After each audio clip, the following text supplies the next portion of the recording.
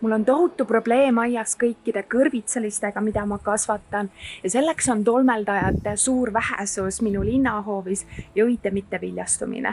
Tolmeldajate arvukus on maailmas tohutult langenud ja mul siin lihtsalt ei ole enam mesilasi ja liblikaid, kes viiks õietolmu isasõielt emasele ja tänu millele viljad üldse arenevad putuktolmlevatel sortidel. Mitteviljastunud viljad tunned ära selle järgi, kui pisikesed viljamoodustised närbuvad tipust ära ja kukuvad seejärel küljest. Et kui sul on ka sarnane probleem aias, siis tea, et sa ei ole nirukasvataja, sa ei tee midagi valesti ja sul ei ole mullast toitainete probleeme. Sul lihtsalt ei ole nagu mulgi tolmendajaid nii palju, kui vaja oleks.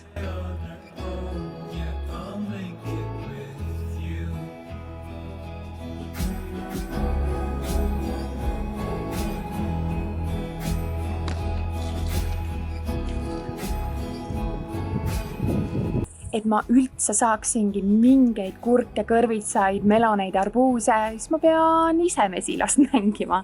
Ja minu meetod, hea pehme pintsel, millega viia õietolmu isasõielt emasele.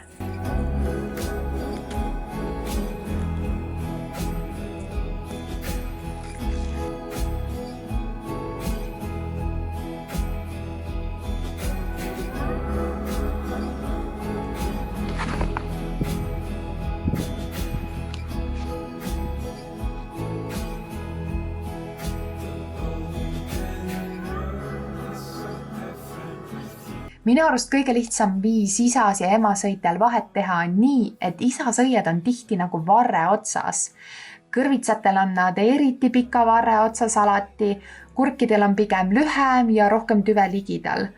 Aga emasõitel on alati nagu pisikene vili juba küljes, mille tipust avaneb õis.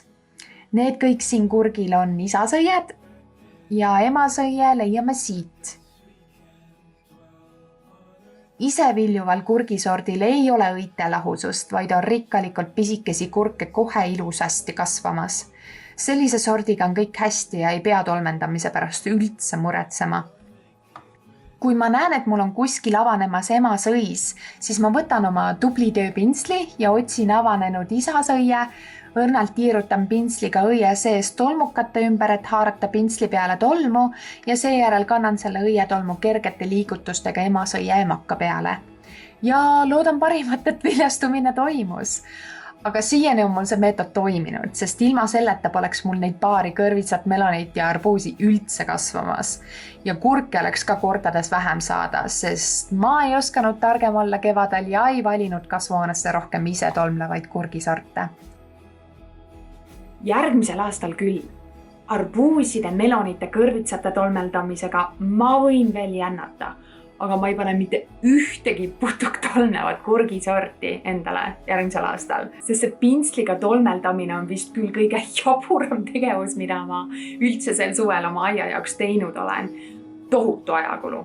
Aga see aitab mind ju ka tohutult välja, sest ma ikkagi ju sooviks korralikult vilju saada ja nautida seda suvist küllust ja näha tulemust peale kogu seda higi, mida ma olen siia aeda valanud, et seda elus ja tervena hoida. Kellel on sarnane probleem aias nagu mul, proovige tolmendada õisi ja äkki meil kõigil õnnestub korralikult veel vilju saada selle suve jooksul. Aitäh, et vaatasite!